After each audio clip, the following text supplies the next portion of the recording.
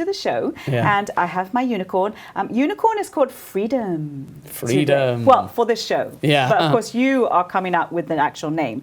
Yeah, let's carry on talking about freedom from, freedom to. A little bit more. Let's start with your shirt. Oh, yeah. Because I bet you people have been looking at it going, what on earth? Yes, I have. Yeah, Canticare wants to know. It's from Roman Christians. When they converted, you had this guy Constantine. He converted and Constantine. Okay. He converted and his then, mother was an amazing woman too. Yeah, wasn't Helena. she? She's incredible. Helena. So they together forged this sort of Christian culture, and with it comes so many icons and images and helpful phrases and things that we still use today. That's very visual. I find that visual now, but I want to know what it means. It would be helpful if I knew what it meant. So he moved the capital to Greece, basically, and Constantinople. Yeah, Constantinople. Yeah. Well, where is that? Well, today it's in Turkey. Back then it was in Istanbul today. So what is this? What's it? ICXC Nika. So ICXC, that's Jesus' initials, basically. His name in Greek is Jesus Christus, or that. And so C in Greek, that's sigma, that's an S. So it's Jesus and then X. That's that guttural sound I made. So Jesus Christ. And Nika means conquered, because you get those shoes, Nike. Oh, yes.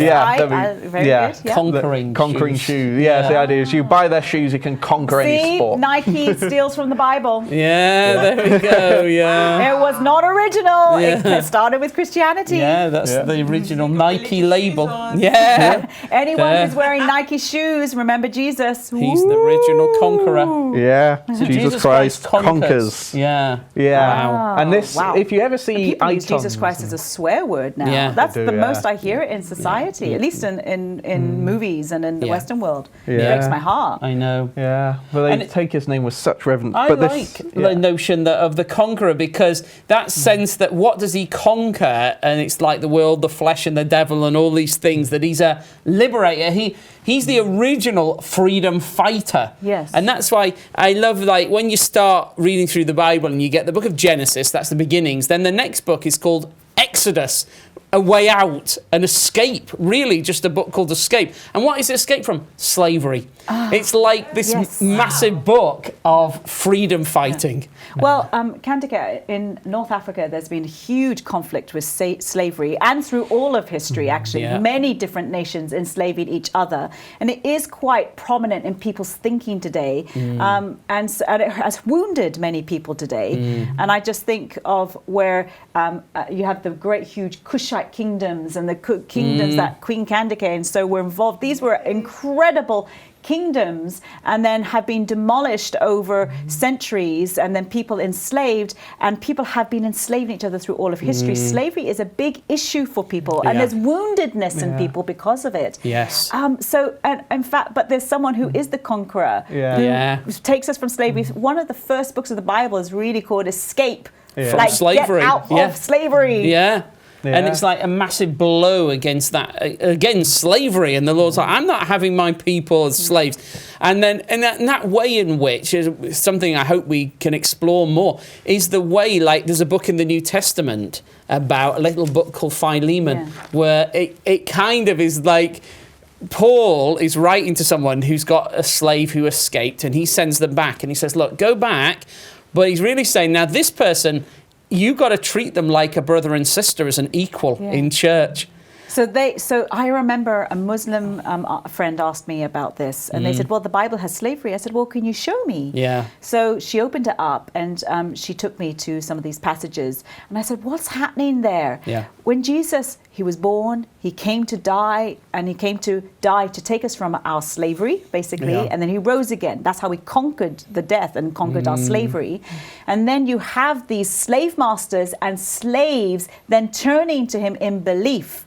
So what's happening is you have these slave masters and slaves turning to Jesus in belief and following him, which means then what do you do? That they're in the church, and that's what Philemon is about. You're now brothers. You're on an equal setting. Isn't it? It's brothers and sisters who are together in church, and that person who's a slave in a household, they might be the leader of the local church. Yes. So then when the sort of master person comes to church, they're like being taught, under the authority of his slave. Interesting. And then the biggest item in the early church budgets around the Roman Empire was buying freedom for slaves. Wow. That's what so it's interesting. You like, heard that? yeah, I've there's never heard another that. thing. Yeah, that's a big thing. That. They Yes, did that massive amount of that sort of thing to buy freedom. Makes sense. And it's like there were two ways that people to bring about saying, oh, we want to get freedom for slaves. One way was that sort of Spartacus thing to say, well, let us take up arms and we're going to try and destroy the empire with violence. That failed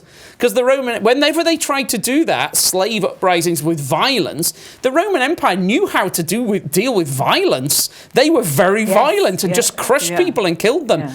But the Christians said, no, we want to get rid of it, but we'll do it this way. We will set free slaves. We will treat people with equal dignity. We're going to live a totally different way. And it was a bit slower, but totally happened. Yes. And all these Christian kingdoms that came about just ended up making it illegal slavery, completely illegal. And the Cushites, the Nubian Cushites that you mentioned, that Candace was queen of, and she started this. Obviously, from the 1st century, this got going. And by the 16th century, you have the Cushites standing up to the caliphate who would, when slaves escaped, they'd go to Kush and they'd be set free. Yeah, because the northern part, of course, had been taken over by Islam. By 711, we know that Islam had spread from Arabia into, right through North Africa into Spain, taking the slaves into Spain to conquer Spain. And people forget that. They talk about these wonderful warriors. Hang on a minute, they were slave warriors. Everyone forgets that. And paganism and Christianity had been annihilated in that part of North Africa. And people forget that. And what's interesting, a lot of people, and some of our friends listening to this will go, hang on a minute, there was a man called Muhammad who also released slaves. Think of Bilal, the first caller to prayer. And there's this wonderful story about Bilal, who was this slave who was then set free. What people don't remember, and they forget to read, and it's right there in all of the Islamic traditions, you'll see that how was he freed? He was freed by replacing him with 2 more slaves. That's not freedom. Oh no! And so that's making not more slavery. Slaves. So Bilal was freed, but then 2 slaves were actually he was bought with 2 slaves. So in the Christian kingdoms, that's not what was happening. No, like that's the thing is the Christian kingdoms, like because was built into them this notion of freedom from slavery, and it's that comprehensive thing. So in the Bible, it's like you are free inside.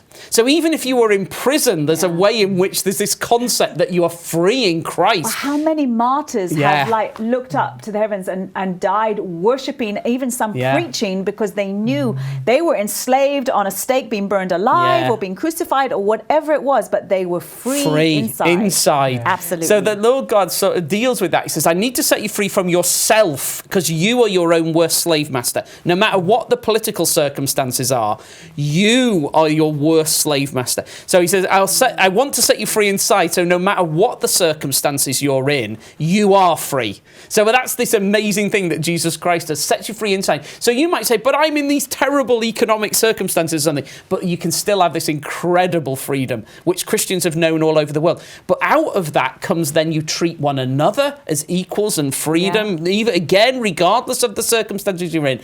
And then out of that leads to these kingdoms that just it was illegal to have slaves in Christian kingdoms. They banned it all. But when you compare it to other kingdoms of other religions, like particularly Islam, there's Islamic kingdoms that only banned slavery in the 1970s. Yeah, and there's some that never have banned. Still never done it, never banned it. Yeah. Remember, the truth will set you free. So who is the ultimate freer, the conquering? It's Jesus Christ. There you go. Bye-bye.